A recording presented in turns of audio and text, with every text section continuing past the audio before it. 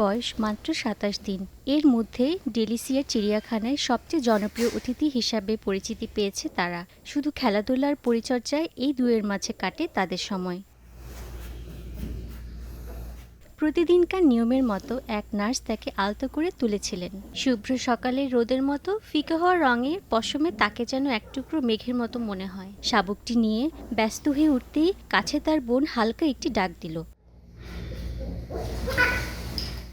২৬শে নভেম্বর জন্ম নেওয়া এই জোড়া শাবক রাখা হয়েছে ভেনেজুয়েলার মারাকাই শহরের ডেলিসিয়া চিড়িয়াখানায়। ২০২২ সালে চেক প্রজাতন্ত্রে বন্যপ্রাণী পাচারের সময় তাদের বাবা মাকে উদ্ধার করা হয়। বিলুপ্তপ্রায় এই প্রজাতি রক্ষায় নতুন পরিবারটি আশার প্রতীক হয়ে দাঁড়িয়েছে।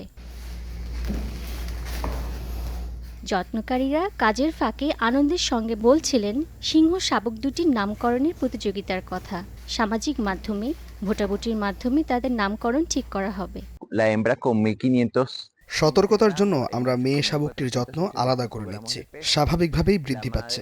আমরা নিবিড়ভাবে পর্যবেক্ষণ করছি। বিলুপ্তপ্রায় এই প্রজাতির কিভাবে প্রজনন বাড়ানো যায় সে লক্ষ্যে কাজ করছি। retirar a uno de ellos, en este caso la hembra, la cual estamos দক্ষিণ আফ্রিকার বিশেষ করে টিমবাবাতি অঞ্চলে সিংহের শরীরে থাকা একটি রিসেসিভ জিনের কারণে তাদের রং এত ফিকে হয়। বিরল প্রজাতির এই সিংহ খুব কমই চোখে পড়ে, তাই সাধারণ মানুষ থেকে শুরু করে গবেষক সবাই আকর্ষণের কেন্দ্রে পরিণত হয়েছে এই সিংহ শাবক। রাহনুমানুর, স্টার নিউজ।